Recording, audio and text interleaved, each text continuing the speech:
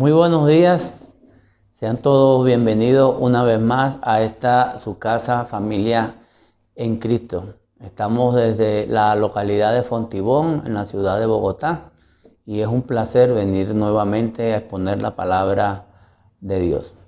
La semana pasada el pastor Miguel estuvo hablando acerca de los sacrificios del Antiguo Testamento y cómo el pueblo de Israel utilizaba esta serie de ritos para acercarse a Dios, para ser cubiertos sus pecados. Y hoy vamos a continuar con nuestra serie.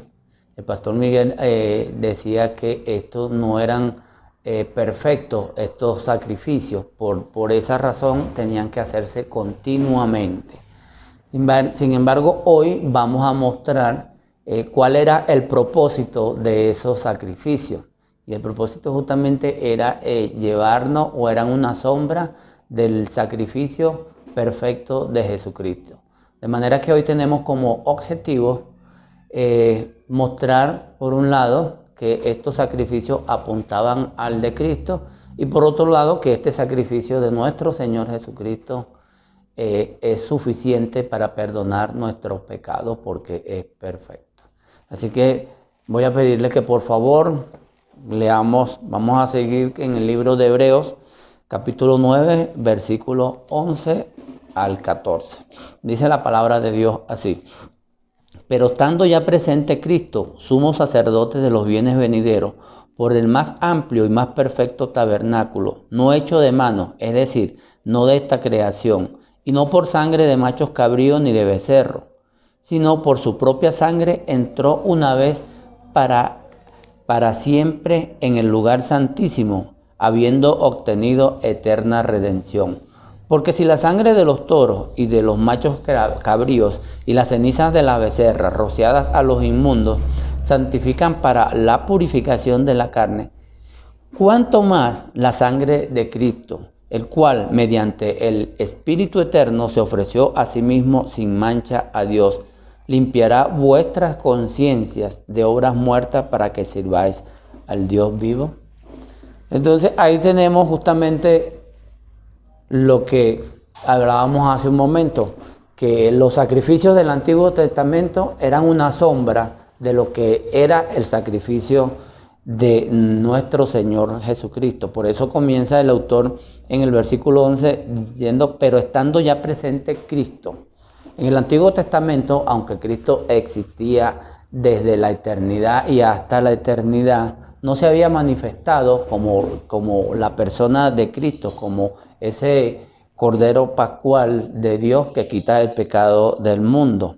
Entonces, por eso es que el autor viene hablando de los sacrificios, de los ritos, de los procedimientos y del Antiguo Testamento que apuntaban a Cristo. Pero aquí dice, pero estando ya presente, o sea, ya Cristo está presente. Y obviamente esta carta fue escrita cuando ya Cristo había encarnado, había sido crucificado y había resucitado y estaba sentado glorificado allá a la diestra del trono de la gracia con Dios Padre.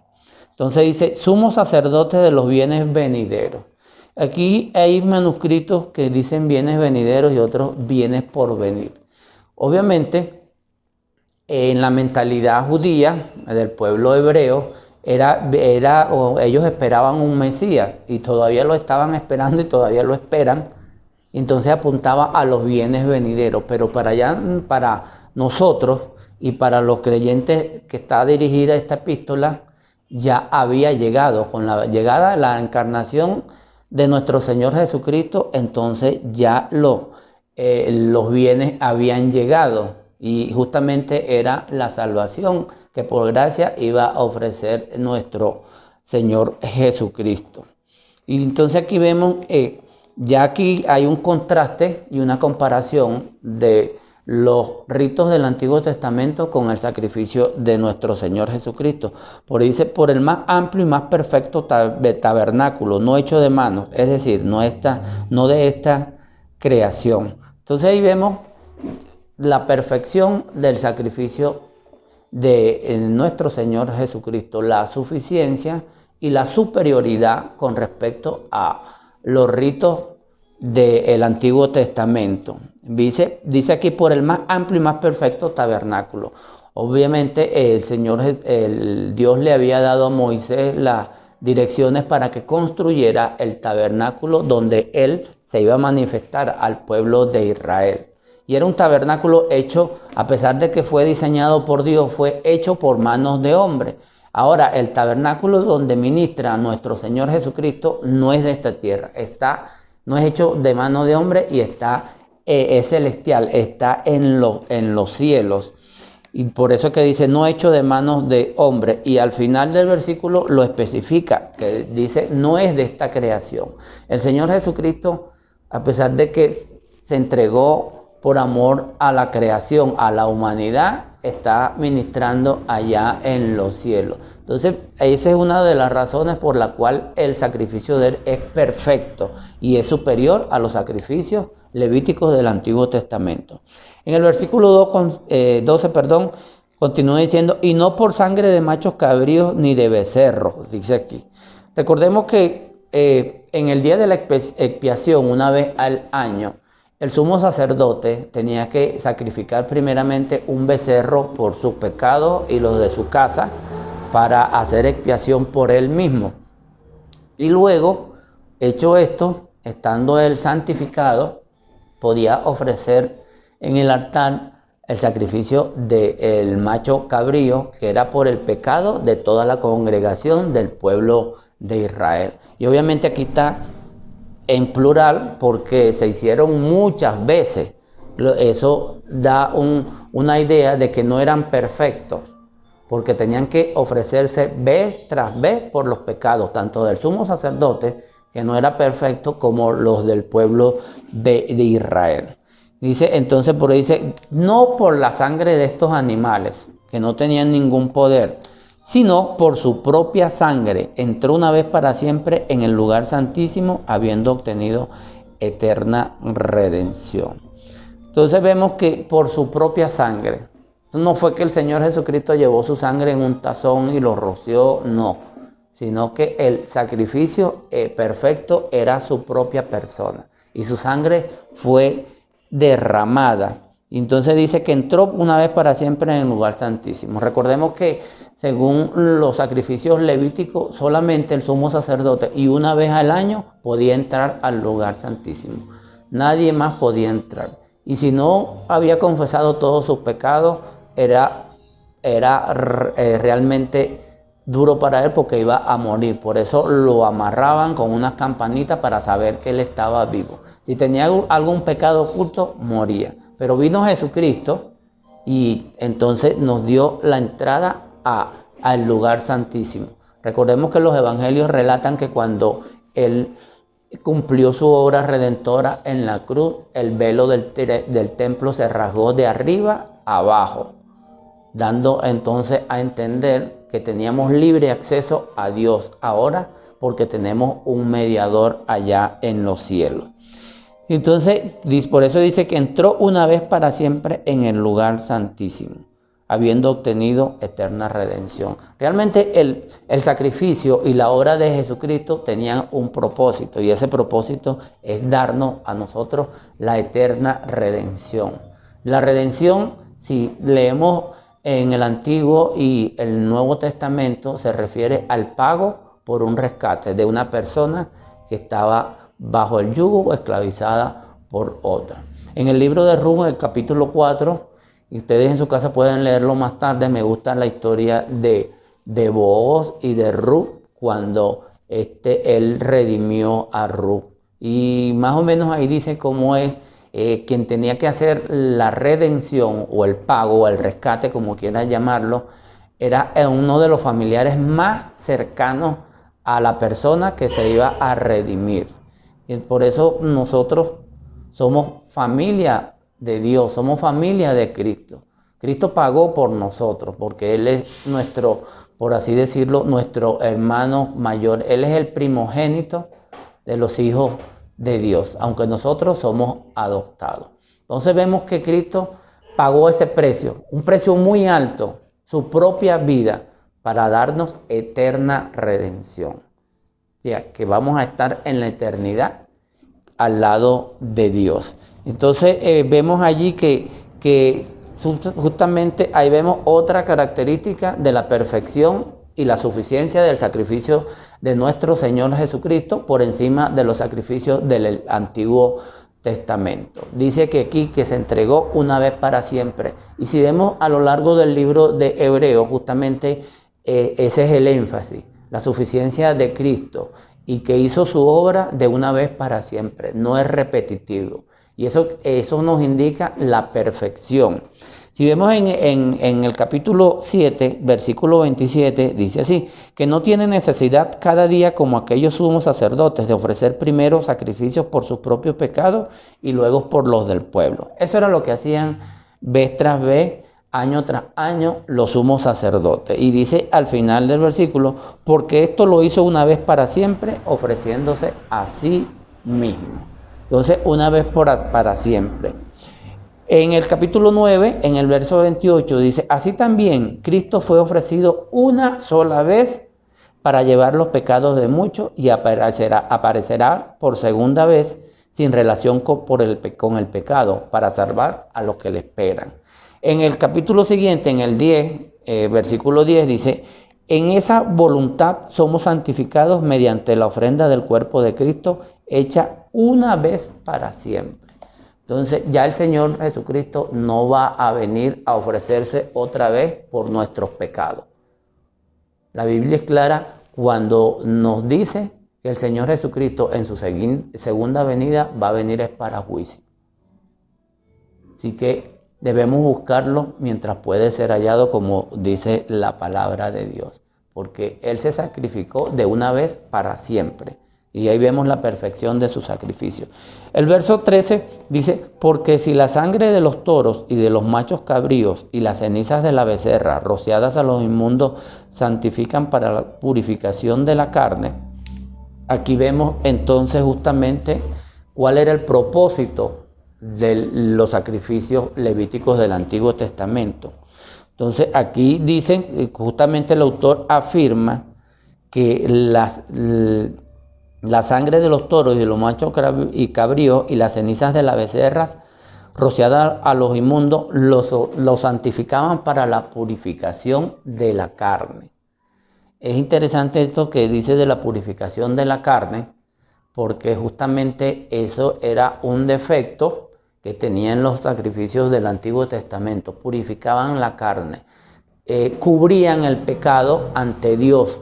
Dios aceptaba estos sacrificios de estos animales como su provisión de gracia dada al pueblo de Israel para aceptar y cubrir sus pecados.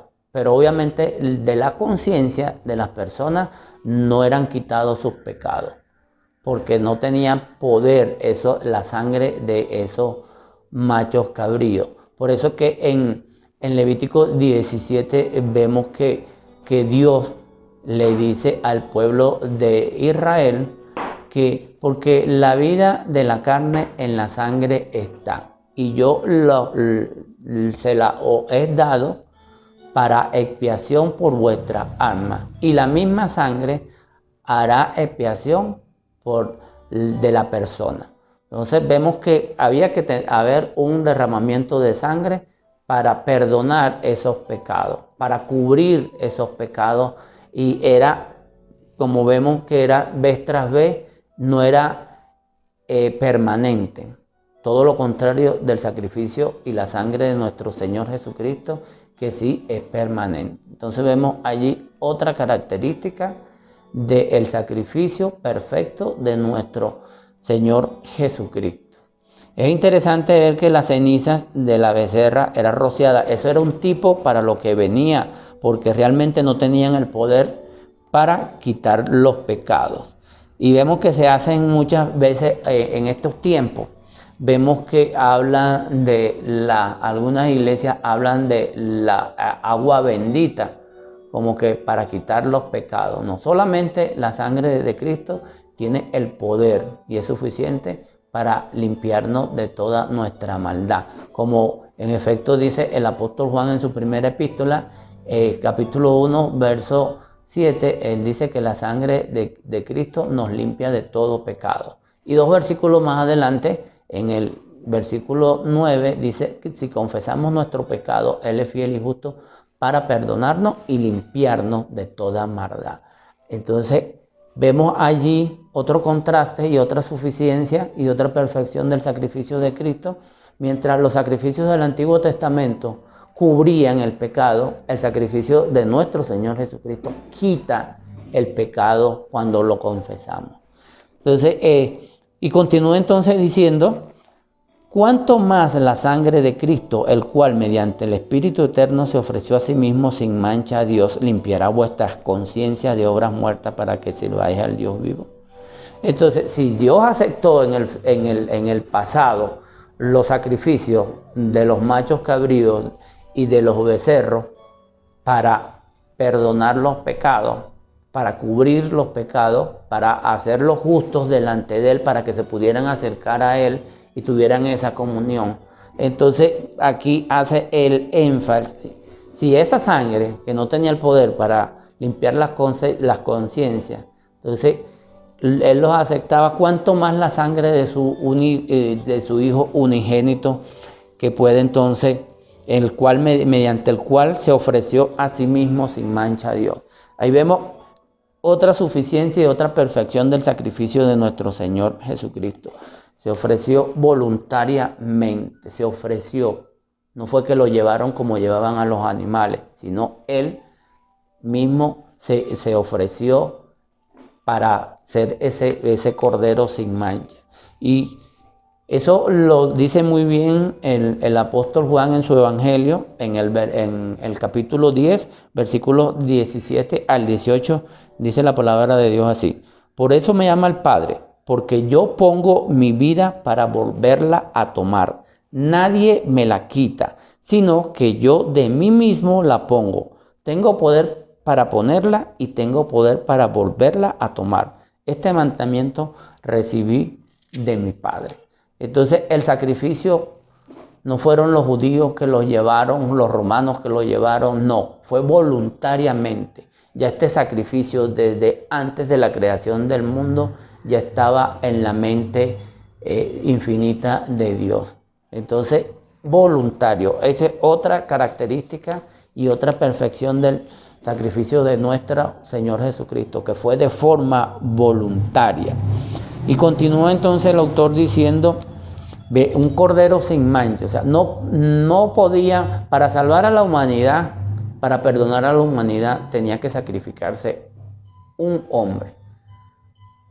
Pero, como dice Pablo en Romanos, no hay ninguno justo, no hay quien haga el bien. Solamente Jesucristo, encarnado, cumplía con todos los requisitos exigidos por la justicia divina de Dios. Por eso no descendió del hombre, no descendió de la simiente de Adán, sino fue engendrado por el Espíritu Santo en una virgen. Entonces dice que limpiará vuestras conciencias de obras muertas. Nuestras conciencias siempre tienden al mal. De hecho, es lo que dice en el capítulo 10, el mismo autor de Hebreos, dice en el versículo 21, y teniendo un gran sacerdote sobre la casa de Dios, acerquémonos con corazón sincero en plena certidumbre de fe, purificados los corazones de mala conciencia y lavados los cuerpos con agua pura. Es decir, que nuestra conciencia, a pesar de que hay veces nos da el discernimiento para ver lo que está bien y lo que está mal, entonces nuestra conciencia, por nuestra propia naturaleza pecaminosa, tiende a ser mala. Entonces, dice aquí perfectamente que Dios nos limpia la conciencia de obras malas, como dice aquí, Dios limpiará vuestras conciencias. Dice también, nuestra conciencia también puede ser cauterizada, es decir, endurecida. Primera Timoteo, capítulo 4, versículo 2 dice, por la hipocresía de mentirosos que teniendo cauterizada la conciencia. Entonces nuestra conciencia, además de que nos lleva el mal, es maligna, entonces también a causa de la reincidencia vez tras vez en nuestros pecados, entonces se hace dura, se cauteriza. Y Tito también habla sobre nuestra conciencia, nos da una característica de lo que es nuestra conciencia. En el capítulo 1, verso 15 dice, todas las cosas son puras para los puros, mas para los corrompidos e incrédulos nada le es puro, pues hasta su mente y su conciencia están corrompidas. Entonces nuestra mente, a causa del pecado, a causa del mundo, a causa de las tentaciones, a causa de las acechanzas de Satanás, es corrompida. Nos corrompemos cuando vemos pornografía en las redes sociales, cuando deseamos a una mujer que no es nuestra esposa, cuando leemos cosas que no nos convienen, cuando deseamos lo que tiene el prójimo y cosas por el estilo. Se va corrompiendo y entonces nos apartamos de Dios. Y todas esas cosas malas que tenemos en nuestra conciencia, entonces la sangre y el sacrificio de Jesucristo nos la limpia. Y continúa entonces diciendo, y ve de que nos las limpia, a pesar de esto, dice de obras muertas. ¿Cuáles son las obras muertas? Justamente las obras que hacemos a causa del pecado. El pecado es cometido por hombres y mujeres pecaminosos. Tenemos la naturaleza pecaminosa y mientras estemos en este cuerpo natural, en este cuerpo carnal, vamos a seguir pecando, sea de pensamiento, de palabra o de hecho, porque eso es lo que enseña la Biblia. Pero no es nada más el pecado que nos aparta de Dios, sino también la parte, recordemos que esto está dirigido a judíos. Es la parte de las obras que supuestamente son religiosas, pero que se hacen en un espíritu de legalismo. Entonces podemos estar metidos en una iglesia, pero nuestras obras son muertas. Realmente no tenemos esa intimidad y esa comunión con Dios. Para eso Santiago lo expresa bastante bien cuando habla de las obras y de nuestra fe. Entonces esas son las obras muertas. Quizás muchas iglesias hoy en día están llenas de creyentes que han aceptado el sacrificio de nuestro Señor Jesucristo, pero sus obras continúan siendo muertas. Son legalistas. Entonces, de esas obras también, no solamente del pecado, nos limpia la sangre de Cristo. Y todo esto, ¿por qué piensan que Jesucristo lo hizo? Obviamente para darnos la salvación y la vida eterna. La Biblia nos dice que el propósito del sacrificio justamente es para alcanzar la vida eterna. Aquí el escritor de Hebreo al final lo dice claramente, para que sirváis al Dios vivo. Entonces tiene eso un propósito, el habernos llamado, el haber entregado su propia vida voluntariamente tiene el propósito y es que para que tú y yo le sirvamos al Dios vivo, no a los dioses de cera, no los dioses de yeso, de barro, ni de imágenes, sino al único y verdadero Dios, al Dios vivo. Y me gusta esto que dice vivo aquí el autor porque resalta una vez más que Cristo encarnó, murió y resucitó. Está vivo y está como intermediario allá en el cielo por nosotros y para nosotros. En Romanos 6, 1 Corintios 12, ahí Efesios 4, 11 y 12, vemos que Pablo habla sobre los dones, ¿verdad? Somos capacitados, somos habilitados por Dios para que nosotros sirvamos en la iglesia. Cada uno de los que hemos aceptado a Jesucristo como Señor y Salvador somos sellados con la promesa, con el Espíritu Santo, que son las arras de la vida eterna. Y el Espíritu Santo nos da dones, ¿para qué? Para que nosotros sirvamos al Dios vivo. No es para nuestro beneficio, sino para beneficiar a los demás hermanos y para edificar al cuerpo de Cristo, que es la iglesia. Entonces, hermanos y amigos,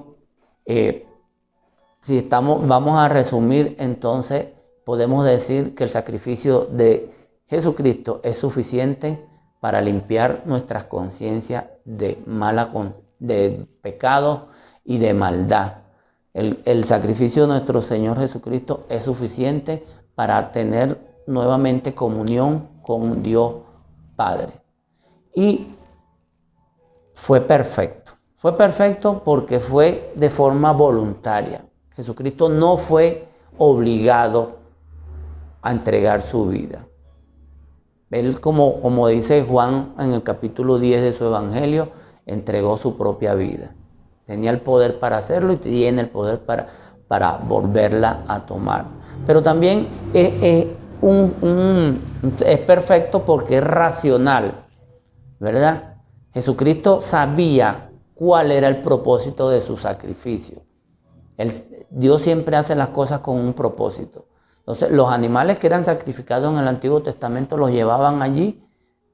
No era de forma voluntaria y tampoco tenían conciencia de lo que iban a hacer o lo que se iba a significar su sacrificio. Pero Jesucristo sí sabía cuál era el propósito que Dios tenía con su sacrificio. Y además de eso, también entonces lo hizo por amor a ti y por amor a mí. Entonces, teniendo todas esas cosas en mente, ¿qué nos toca a nosotros? ¿Qué te toca a ti y me toca a mí? Pues lo dice al final, servir al Dios vivo. Eso es lo que Dios quiere, que nosotros sirvamos, en el cuerpo de Cristo. Entonces, porque generalmente desarrollamos nuestros dones es dentro de la iglesia y obviamente también la iglesia debe permear la sociedad y debe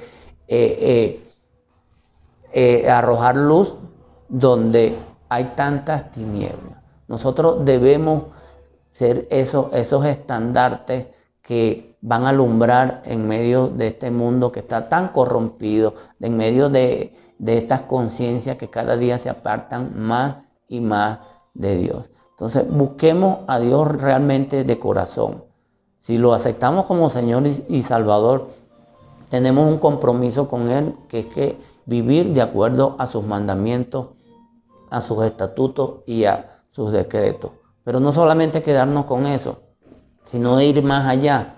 La Gran Comisión nos dice que debemos ir hasta lo último de la tierra a ser discípulos. Y un auténtico discípulo de Cristo es el que sirve, es el que en cierta manera para retribuirle algo a Él del sacrificio que hizo en la cruz, que nunca vamos a tener cómo pagárselo, pero debemos servir, debemos tratar de transformar vidas, que no somos nosotros, sino el Espíritu Santo y la palabra de Dios. Pero nosotros somos como cuerpo de Cristo, somos sus manos y somos sus pies y debemos ir hacia allí, en esos lugares donde hace falta llevar la palabra de Dios.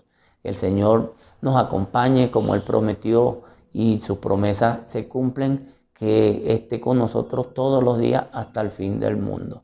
Oramos y decimos: Padre nuestro, gracias porque tú mandaste a tu Hijo unigénito a morir por nosotros cuando aún éramos pecadores.